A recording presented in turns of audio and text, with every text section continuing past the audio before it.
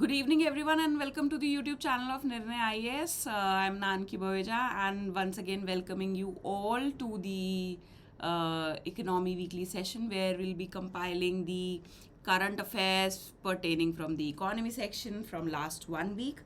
So, one good thing about this session is there are just three topics, three important news from this particular week. So I believe आज आपकी class बड़ी छोटी सी होने वाली है and that is I think makes every student happy yes चलिए so I quickly tell as to which topics are important from mains perspective and from the prelims perspective. As you could see, there are total of 3 news articles for this week. So these two you can say these are important from mains perspective, and this is prelims वाली news है. बहुत छोटा सा topic है, ठीक है. So let's start from the first news for the day which is the horticulture clusters. Now students, as I have reiterated again and again that आपका जो एग्रीकल्चर इकोनॉमी है is a very important part of your GS3 paper. Agriculture economy में कौन से topic से कौन से theme से ये टॉपिक रिलेट करता है is the cropping pattern, cropping systems, cropping management. And एक बार 2008 में, sorry, I'm just so sorry for this. Yes, so what I was saying, yes, this particular topic, horticulture in India, pertains to the cropping pattern theme from the paper GS3. And 2018 में भी horticulture के ऊपर question आ चुका है. क्या question था भाई? National horticulture mission के ऊपर क्वेश्चन था. एंड किस तरीके से नेशनल हॉर्टिकल्चर मिशन हेल्प कर रहा है फार्मर्स की इनकम को सपोर्ट करने में. So again to tell you that कि जो एग्रीकल्चर GS3 में आएगा उसमें बेसिकली आपसे जोग्राफिकल एस्पेक्ट ऑफ एग्रीकल्चर नहीं पूछा जाएगा. It will be the agricultural economy, the commercials of agriculture, कि अगर हम एक पर्टिकुलर टाइप का एग्रीकल्चर प्रैक्टिस करते हैं या other type of agriculture practice करते हैं, how probably it can help in elevating the status of the farmer, nutritional security कैसे प्रोवाइड करेगा, या how it will help in doubling the export from the country. So इस theme के around जो आपके question है वो सेंटर्ड होंगे. सो बेसिकली अब न्यूज़ क्या आई है हॉर्टिकल्चर से रिलेटेड, मैंने आपको बता दिया कि किस टॉपिक से है, किस टाइप से क्वेश्चन आते हैं. अब न्यूज़ क्या है हॉर्टिकल्चर से रिलेटेड? सो रिसेंटली जो एग्रीकल्चर मिनिस्ट्री है उन्होंने अनाउंस किया है that they will be releasing somewhere around 18,000 crore for development of horticulture clusters. अब हॉर्टिकल्चर क्लस्टर्स क्या होते हैं? Basically cluster is a specific area defined to promote a certain type of economic activity, ठीक है. तो एग्रीकल्चर मिनिस्ट्री बोल रही है जो हम पैसा देंगे उससे हॉर्टिकल्चर क्लस्टर्स बनाएंगे. हॉर्टिकल्चर क्लस्टर्स होंगे क्या?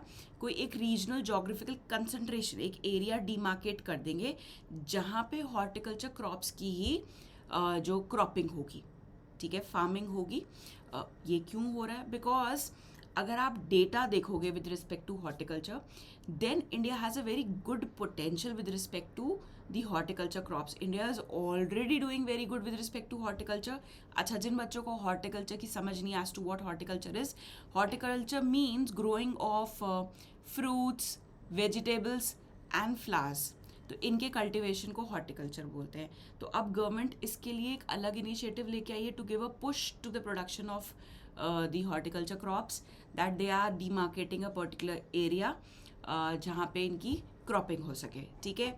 अब क्या पे वहाँ पे सिर्फ क्रॉपिंग होगी? नहीं, वहाँ पे इंफ्रास्ट्रक्चर भी प्रोवाइड किया जाएगा टू प्रमोट हॉर्टिकल्चर. इंफ्रास्ट्रक्चर क्या चाहिए? अगर आप फ्रूट्स की, वेजिटेबल्स की, फ्लावर्स की बात करोगे तो सबसे पहले आपके दिमाग में एक चीज़ आएगी कि ये तो बड़ी जल्दी ख़राब हो जाते हैं, they are very much prone to perishability, बड़ी शॉर्टर शेल्फ लाइफ होती है. तो अब उसको प्रिजर्व करने के लिए क्या चाहिए होंगे? हमारे पास कोल्ड स्टोरेजेस चाहिए होंगे.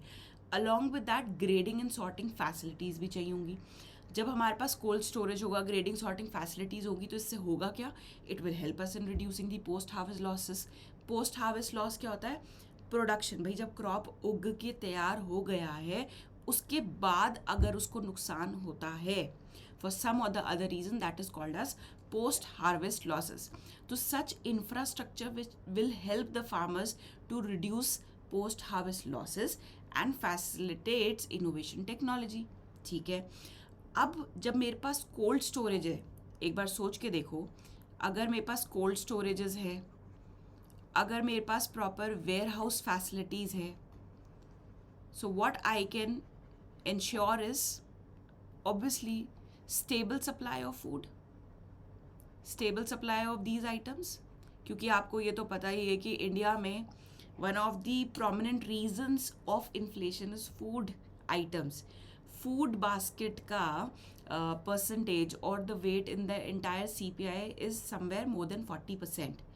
तो food inflation is something which is a cause of concern for the government कि भाई फूड साइड इन्फ्लेशन जो है सप्रेस्ड रहना चाहिए, एक लिमिट के बाद नहीं जाना चाहिए। और वो कब इंश्योर कर पाएंगे? जब स्टेबल सप्लाई इंश्योर कर पाएंगे। और स्टेबल सप्लाई कब इंश्योर कर पाएंगे? जब हमारे पास स्टॉक ऑफ आइटम्स हो, पीछे वेयर हाउस में सामान पड़ा हो कि जब भी कभी कमी हो आइटम्स की in the market, we can release the stock from there. ठीक है, now when there is stable supply, then definitely we can also become the part of the global value chain। global value chain का हिस्सा बनने के लिए जो supply chain management होता है, उसके लिए we need to have stable supply of the commodities। हम वहाँ पे फ्लक्चुएशन नहीं दिखा सकते हैं। So once all of this is sorted, then जो हमारे इंडिया का हॉर्टिकल्चर है, उसकी जो सप्लाई चेन है वर्ल्ड में, India can also become a stakeholder in the supply chain, in the value chain of horticulture. ठीक है, it offer specialisation in production, post harvest management, marketing and exports. ये जो पूरा infrastructure develop होगा which is horticulture clusters, ये क्या help करेगा? Not just with the storage part but as I said sorting and grading, ये packaging of products में, and will also guide the farmers कि यहाँ से सामान एक्सपोर्ट कैसे करना है। जैसे हमने एक मेगा फूड पार्क पढ़ा था पहले, ठीक है, जो फूड प्रोसेसिंग सेक्टर के लिए लेके आई थी गवर्नमेंट, तो वो भी इसलिए था ना कि दे विल बी क्लस्टर्स, वहाँ पे सामान आएगा सप्लाई चेन के थ्रू एंड वहीं से directly it can be exported as well. तो हॉर्टिकल्चर क्लस्टर्स भी काइंड ऑफ सेम मॉडल पे वर्क करेंगे। तो अब हॉर्टिकल्चर से रिलेटेड मुझे अपने मेंस के नोट्स जब प्रिपेयर करने हैं तो कैसे करने हैं, तो मुझे ब्रॉडर थीम पता चल गई कि कौन से टॉपिक का ये सब टॉपिक है। तो हॉर्टिकल्चर, तो सबसे पहले तो मुझे पता होना चाहिए कि व्हाट इज़ हॉर्टिकल्चर। ठीक है, फिर इससे रिलेटेड डेफिनेटली मेरे पास डेटा होना बहुत ज़रूरी है। कुछ सर्टेन की इंपॉर्टेंट फैक्ट्स कि इंडिया फ्रूट्स एंड वेजिटेबल्स के प्रोडक्शन में वर्ल्ड में कौन से रैंक पे स्टैंड करता है, कौन से ऐसे आइटम्स है जिसमें टॉप एक्सपोर्टर एंड प्रोड्यूसर है इंडिया। ठीक है, then what are the advantages to the farmer अगर वो हॉर्टिकल्चर प्रैक्टिस करते हैं। जैसे कि सिंपल सी बात है, it helps in ensuring the income security, nutritional security, malnourishment, stunting, everything will be tackled if horticulture is practice by the farmer. What are the challenges, क्या क्या चैलेंजेस फेस करने पड़ते हैं फार्मर को, and last is the government schemes. Government ने क्या steps लिए हैं with respect to promotion of horticulture in India. Now let's see the status of horticulture in India. Second largest producer in India of fruits and vegetables in the world after China. Yes, chaliye. The other point being horticulture contributes to nearly 33% of the agricultural GVA. So basically इसको इस तरीके से समझो, India का total GDP मान लीजिए 100 है, ठीक है, उसमें certain percentages being contributed by agriculture which is somewhere around 18%। ये numbers पता होने चाहिए। Agriculture 18% of the total GDP contribute करता है, लेकिन एम्प्लॉयमेंट कितने लोगों को देता है? 45% लोगों को। ठीक है ना? ठीक है, नाउ ये जो 18% एग्रीकल्चर कंट्रीब्यूट कर रहा है GDP को, इस 18% में से 33% is coming from the horticulture. जैसे एग्रीकल्चर में there is allied sector also ना, जहाँ पे there is fisheries, there is poultry farms, there are beekeeping also. तो दैट इज़ उन सबका क्यूमुलेटिव कॉन्ट्रीब्यूशन इज़ वॉट 18%। 18% में से 33% कहाँ से आ रहा है? It is coming from the horticulture production और हॉर्टिकल्चर क्रॉपिंग इन इंडिया। ठीक है, and just only with 13% of gross cropped area. तो इससे मुझे क्या समझ आ रहा है कि हॉर्टिकल्चर प्रोडक्शन में फार्मर्स की productivity is really good. What is productivity? Productivity आपके इनपुट आउटपुट का रेशियो होता है कि कितना इनपुट यूज़ किया है, कितना आउटपुट प्रोड्यूस हो रहा है. तो बहुत ही कम इनपुट के साथ बहुत ज़्यादा आउटपुट प्रोड्यूस कर पा रहे हैं इंडिया के हॉर्टिकल्चर फार्मर्स. ठीक है. Production level in the country is around 355 million tons in 2022-23 and India का share in the global market with respect to horticulture is just this. तो मतलब अभी हमारे पास बहुत सारा पोटेंशियल है. ठीक है. अगर हमारे को गवर्नमेंट टाइमली सपोर्ट प्रोवाइड करे then this number can increase, and if this number gets increase that means India के एक्सपोर्ट्स भी इंक्रीज होंगे. एक्सपोर्ट्स इंक्रीज होंगे तो कंट्री का ग्रोथ इंक्रीज होगा. क्यों? क्योंकि जीडीपी इंक्रीज होगा. सो स्टेटस ऑफ हॉर्टिकल्चर हमने देखा. Now what are the advantages? First thing, it promotes crop diversification which helps in conserving soil. बहुत ही ज़्यादा वैलिड पॉइंट है कि ऑब्वियसली हम मोनोकल्चर, एक ही पर्टिकुलर क्रॉप के ऊपर हमारा फोकस नहीं है, हम डाइवर्सिफाई कर रहे हैं अपने क्रॉप्स को. Now more is the diversification, the more are the chances to maintain the fertility of the soil. Next thing is it creates trade opportunities by diversifying export basket. ऐसा नहीं है कि इंडिया सिर्फ राइस या wheat ही export करेगा. When we have more items we have the potential to export more and earn more foreign currency from the foreign countries. It obviously is labor intensive, so obviously it generates employment. Helps in combating hunger and malnutrition. कैसे? क्योंकि fruits and vegetables से there are many nutrients which is being supplied. ठीक है. So once this is sorted, hunger and malnutrition, and also along with that एक term होता है hidden hunger, वो भी curb करने में help करेगा. They are water efficient also as they utilize less water as compared to rice and other water guzzling crops. So ये सारे उसके advantages हैं. Then what are the challenges? Challenges India में ये हैं कि अभी भी इंडिया के पास हाई क्वालिटी सीड्स नहीं है जिसका yield डेवलप कंट्रीज़ के साथ मैच करता हो. Because of lack of cold storage facilities हमारे पास जो पोस्ट हार्वेस्ट लॉस हैं उसको हम रिड्यूस नहीं कर पाते. And that is why horticulture clusters is being promoted by the government now. Then fragmented land holding size. You know that कि इंडिया का जो लैंड होल्डिंग साइज है, average land holding size of the farmer has got drastically reduce. अब एक farmer के पास average land size क्या है? 1.08 hectares. ठीक है जी. So fragmented land holding resulting in the lack of economies of scale and access to credit and insurance facilities. तो इसके लिए हम solution में क्या दे सकते हैं कि जो हमारा प्रधानमंत्री फसल बीमा योजना है. अच्छा, एक चीज़ मुझे आप लोग बताना इन द कमेंट सेक्शन कि जो प्रधानमंत्री फसल बीमा योजना है क्या ये हॉर्टिकल्चर क्रॉप्स को भी cover provide, insurance cover provide करता है कि नहीं करता है. That is something you need to mention in the comment section. ठीक है.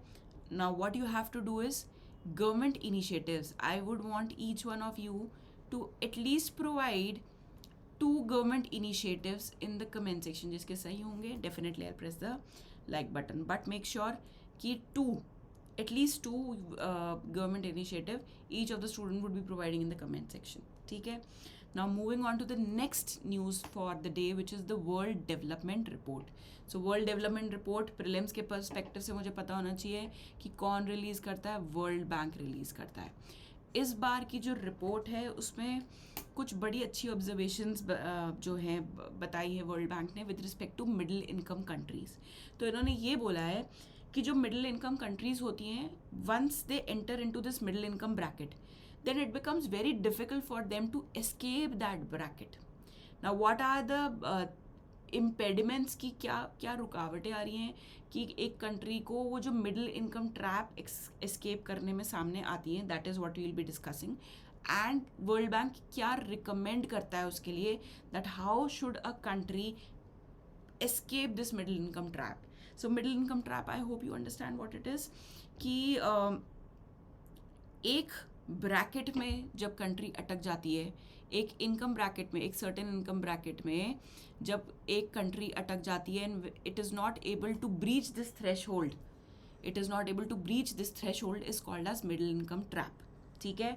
Now what is this middle income? कैसे, हाउ डू वी डिफाइन कि कोई कंट्री एक मिडिल इनकम कंट्री है या हाई इनकम कंट्री है. ठीक है. So it is dependent upon the per capita income. Per capita income is the measurement for that. ठीक है. पर कैपिटा इनकम कैसे आती है? आपकी नेशनल इनकम को जब हम टोटल पॉपुलेशन से डिवाइड कर देते हैं तो हमारे पास आता है पर कैपिटा इनकम. ठीक है. चलिए. So what is that threshold to enter into the middle income group? It is the $8,000 per person per year. $8,000 per person per year is what is the middle income bracket. Now since 1990 सिर्फ 34 countries है जो इस bracket में से निकल पाई हैं. ठीक है ना. एंड इन 2023 जो डेटा निकाला था, there are 108 countries which are still under this bracket. इसी रेंज में लाई करती है. एक तो लो इनकम कंट्रीज़ हो गई, high income and the middle income. तो मिडिल इनकम कंट्रीज़ में out of the total countries in the world there are 108 countries जो इस कैटेगरी में फॉल करती है. एंड अगर इसके बारे में और डेटा अगर आप निकालोगे, so these 108 countries is home to 75% of the population of the world. 75% जनता पूरे वर्ल्ड की, पूरे विश्व भर की 75% जनता जो है वो इन 108 देशों में ही रह रही है. तो आप सोच रहे हो यहाँ पे इन पर रिसोर्स बर्डन भी कितना ज़्यादा होगा. ठीक है. तो अब इन्होंने क्या चैलेंजेस हाईलाइट किए कि what stops a country to basically escape this bracket? The first one is the aging population. Common चीज़ें ऑब्जर्व करते हैं, कंट्री स्पेसिफिक नहीं बताया, कॉमन चीज़ें हाईलाइट करी है. So first one is the ageing population. बहुत सारी जो मिडिल इनकम कंट्रीज़ हैं they are experiencing demographic shift. Demographic shift basically उनकी जो पॉपुलेशन है वो एज हो रही है. नाउ इससे प्रॉब्लम क्या आती है? If the population is ageing then I do not have the ready work force who will work. Now if I do not have the workforce, वो वाली भी बात की वर्क कौन करेगा? अब अगर वर्क नहीं कर रहे, प्रोडक्टिविटी नीचे जा रही, labour productivity, then obviously my GDP will also fall. Now if my GDP is falling, my national income is bound to fall. Now if my national income is falling, then my per capita income is also bound to fall. तो हम एक circle में ही फंसे रह जाते हैं, उसको threshold को ब्रीच नहीं कर पाते. Now next challenge highlighted by the report is the protectionist measures which are taken by the advanced economy and especially after the COVID. Covid के बाद क्या हुआ है? ये जो एडवांस कंट्रीज़ हैं इन्होंने जो प्रोटेक्शनिस्ट मेजर होते हैं with respect to international trade, with respect to import and exports, वो बहुत ज़्यादा बढ़ा दिए हैं. मतलब बैरियर्स ज़्यादा क्रिएट कर दिए हैं कि भाई जो ये डेवलपिंग कंट्रीज़ है इनसे यहाँ पे सामान कम आ पाए and we keep on exporting to these developing countries. तो जब तक हम अपना एक्सपोर्ट पोटेंशियल अचीव नहीं करेंगे तो हम ऑब्वियसली एक वो थ्रेशहोल्ड नहीं क्रॉस कर सकते हैं. सो प्रोटेक्शनिज्म फॉलोड बाय और adopted by the advance economy is one of the reason. Next is the geopolitical tensions. आप देख रहे होगे रिसेंटली लास्ट 2-3 साल में ही जो जियोपॉलिटिक्स है around the world, it is taking a new shape. Ukraine Russia लड़ रहे हैं, there are trade tensions with respect to USA and China. दोनों अपनी dominance in the world increase करना चाहते हैं. नाउ देर इज़ नाउ हमारा फिर से एक नेबरहुड जो है बांग्लादेश, वो भी वहाँ पे भी काफ़ी डिसरप्शन है. Sri Lanka is going through a lot of turmoil. Then Pakistan का तो क्या ही कहना. So there are lot of geopolitical tensions which, अब उसका इम्पैक्ट क्या पड़ता है जब इन्वायरमेंट ग्लोबल वर्ल्ड में इन्वायरमेंट स्टेबल नहीं होता है, then definitely it impacts the flow of investments in the country. Let's suppose now मान लेते कि India shares good relation with USA, ठीक है, and USA does not support China, तो आपको लगता है कि Chinese investor would want to invest in India? नहीं, बिकॉज कभी भी अगर USA के रिलेशन चाइना से ख़राब हुए तो India would be bound to take such steps which could be detrimental to the investments coming from China. क्यों? क्योंकि India is supporting USA. That's a hypothetical example. So that is why it limits the trade and investment flow. Obviously, me as an investor भी डरेगा कि पता नहीं इस country में invest करना चाहिए कि नहीं. जापान की बात देख लो, अगर जापान में हम बात करें तो इस टाइम वहाँ का जो स्टॉक मार्केट है लास्ट 30 years में it's at its all time lowest. ठीक है. So I would be very skeptical being an investor कि मुझे इन्वेस्ट भी करना चाहिए कि नहीं. सो ये सारी चीज़ें होती हैं. तो इन्वेस्टमेंट कब होती है? इन्वेस्टमेंट कर्ब होती है तो obviously you know that it creates a detrimental impact on the GDP of the country. And last is the debt and investment. So increasing debt levels are crowding out private investments and reducing public investments, which is crucial for economic development. काफ़ी self explanatory point है. So I hope you now get to know कि क्या challenges highlight किए world development report ने कि भाई क्यों middle income countries एक थ्रेशहोल्ड को ब्रीच नहीं कर पाती है. अब इन्होंने साथ साथ रिकमेंडेशंस भी दिए हैं कि what a country can do to breach this bracket. So basically 3I strategy, 3I's investment, infusion and innovation पे फोकस करना चाहिए किसी भी कंट्री को. It also highlighted the importance of investing in the social infrastructure. What is social infrastructure? Health and education. क्यों? क्योंकि health plus education, हमने NCERT में पढ़ा था ह्यूमन रिसोर्स में अगर आप हेल्थ प्लस एजुकेशन डाल दो तो ये ह्यूमन रिसोर्स किस में कन्वर्ट हो जाता है? ह्यूमन कैपिटल में कन्वर्ट हो जाता है. So in order to create human capital in the country, investment with respect to skills, education and health is needed in the human resource of the country so that it becomes an asset for the government rather than being the liability. तो ये चीज़ करनी पड़ेगी government को. Plus हमारा जो governance mechanism है country में, ठीक है ना, not the government but the governance provided by them has to be very fine-tuned so that there is effective implementation of policies that can take place. Then the countries should now focus on the openness of the trade. ठीक है ना, क्योंकि पिछले वाले slide में जब हमने देखा था चैलेंजेस थे कि increasing protectionism by the advanced economies, that means they are creating barriers to the trade. तो भाई वर्ल्ड डेवलपमेंट रिपोर्ट बोलती है ये जो कंट्रीज है they should focus on eliminating the barriers और reducing the barriers at the first place. ठीक है ना, एंड उसके लिए वो क्या कर सकती है? रीजनल इंटीग्रेशन कर सकती है. जैसे आसियान क्या है, ठीक है, it is an regional integration pact, no. सो इसी तरीके से जो कंट्रीज़ हैं in order to reduce these trade barriers and to promote the trade, they can probably enter into regional integration, regional agreements. ये जो free trade agreements होते हैं, bilateral agreements होते हैं, that is something which should be promoted and used by the countries to increase their export. And last is, it also focuses, let me first erase this so that you can see it properly. Okay.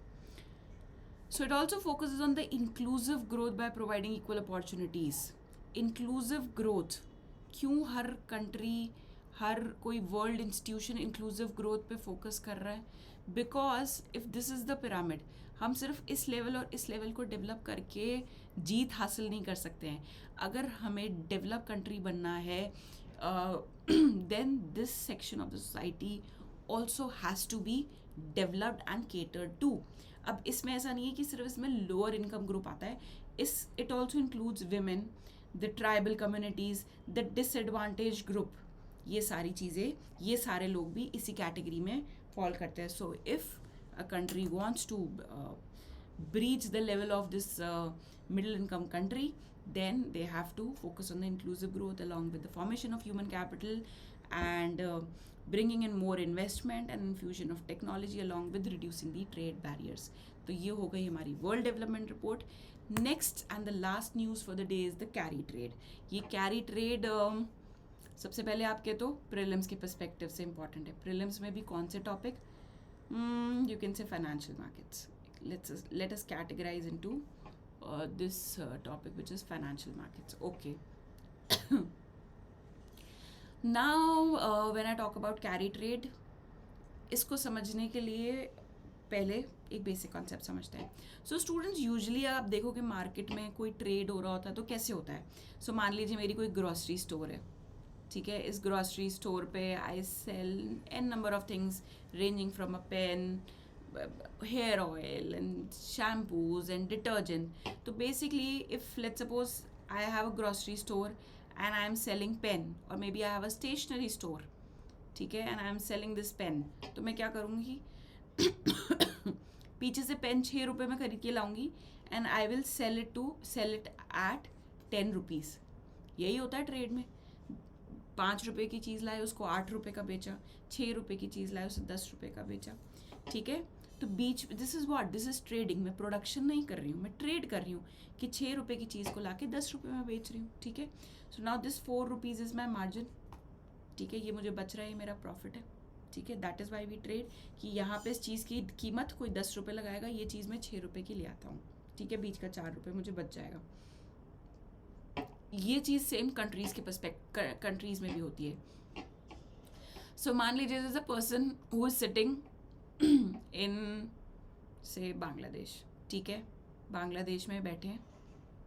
Okay, अब उनके सामने 2 countries है, one is India and one is Japan. ठीक है, अब ये देख रहे हैं कि जापान में जो लोन है वो बड़े सस्ते में मिल जाता है. ठीक है, लेट्स से 2% पे मिल जाता है. जापान में अगर आप वहाँ से जाके बैंक से लोन लो तो 2% पे लोन मिल जाता है. ठीक है, इंडिया में वही लोन अगर कोई पर्सन लेने जाए तो उसको 8 से 10% पे मिलता है. So what this person will do is, Japan में किसी बैंक से लोन ले लेंगे. लेट्स सपोज 1000 रुपये का लोन लिया. सिर्फ छोटे टर्म्स में समझा रही हूँ इसलिए 1000 रुपये यूज़ किया. सो 1000 रुपये का लोन लिया जापान के किसी बैंक से. क्यों? इसके ऊपर तो सिर्फ 2% इंटरेस्ट पेमेंट करना पड़ेगा. नाउ यूज़ सेम मनी आके इंडिया में लेंड कर दिया. लेट्स सपोज यहाँ पे कोई कॉर्पोरेट थी, उसको पैसे चाहिए थे, इस कॉर्पोरेट को 8% पे लेंड कर दिया. तो बीच में कितना पैसा बचा? 6% is something which this person is saving. ठीक है, सो बेसिकली कैरी ट्रेड क्या होती है? एक स्ट्रैटेजी होती है. ठीक है ना, जहाँ पे एक इन्वेस्टर क्या करता है, ये बोरो करता है मनी फ्रॉम अ कंट्री जहाँ पे लो इंटरेस्ट रेट है. तो जापान में लो इंटरेस्ट रेट था. ठीक है, and it lends to a country, to the people of those country and to the corporates of those countries जहाँ पे हायर रेट ऑफ रिटर्न है. ये पैसा 2% पे लिया और यहाँ पे 8% पे ब्याज पे चढ़ा दिया, बीच का 6% बचा लिया. The goal is to capture the difference between the interest rate. ये डिफरेंस रेट क्या कैप्चर कर रहे हैं? The difference between the interest rate known as the carry which can generate profits. Obviously 6% is the profit which is available to this person who is sitting in Bangladesh. It is a high risk strategy. क्यों high risk associated होता है इसके साथ? Now अब इसके बारे में बात करते हैं. देखो अब इसके साथ रिस्क क्या एसोसिएटेड है. लेट्स सपोज जापान में ऑल ऑफ अ सडन वहाँ का बैंक जो है इंटरेस्ट रेट इंक्रीज कर दे. अभी तो 2% था, इंटरेस्ट रेट इंक्रीज हो गया. मान लीजिए इंटरेस्ट रेट 4% हो गया. तो अब अगर 4% हो गया, लिया 2% पे था, अब बैंक मांग रही है 4%, तो ये प्रॉफिट कम बचेगा. ठीक है, another risk is the currency conversion risk. ये तो मैंने आपको ईज ऑफ अंडरस्टैंडिंग के लिए बताया था कि 2% पे यहाँ पे अपन लेंगे लोन और यहाँ पे 8% पे चढ़ा देंगे. But in real it doesn't take place this way. Exactly 6% नहीं बचता है, बिकॉज येन में हमने लोन लिया, जापानीज येन में. ठीक है, उसको हमने इंडियन रुपीज़ में कन्वर्ट कराया. तो there is something called as currency conversion cost. Now that is also associated. ठीक है ना. सो इसकी वजह से कई बार ये जो होते हैं ना प्रॉफिट्स स्क्वीज हो जाते हैं. And that is what is taking place right now with respect to Japan and India. Japan में इंटरेस्ट रेट लो थे, वो अभी because of the economic crisis in Japan वो इंक्रीज हो गए हैं. तो ये जो बीच में प्रॉफिट बचता था इन्वेस्टर्स को, अब वो कम बच रहा है. That is why this term was in news, carry trade. तो कैरी ट्रेड क्या होता है? एक कंट्री जहाँ पे सस्ते रेट पे लोन मिल रहा है वहाँ से ले लिया and it is given, it is being invested in that country जहाँ पे रेट ऑफ रिटर्न हायर है. For example India. That's the perfect example of how carry trade takes place. So students, that is all for the day and thank you so much. I'll see you on Tuesday with a very important session जहाँ पे मैं बचे हुए mains PYQ का analysis करूँगी. Agriculture के PYQ का analysis हो चुका है. For the PDF of this session you can refer to my Telegram channel which is Economics with Nanki. Yeah, so that is all for the day students. I'll see you and don't forget to provide the initiatives taken by the government for the horticulture sector in the comment section. Yes, chaliye. All the best and God bless you.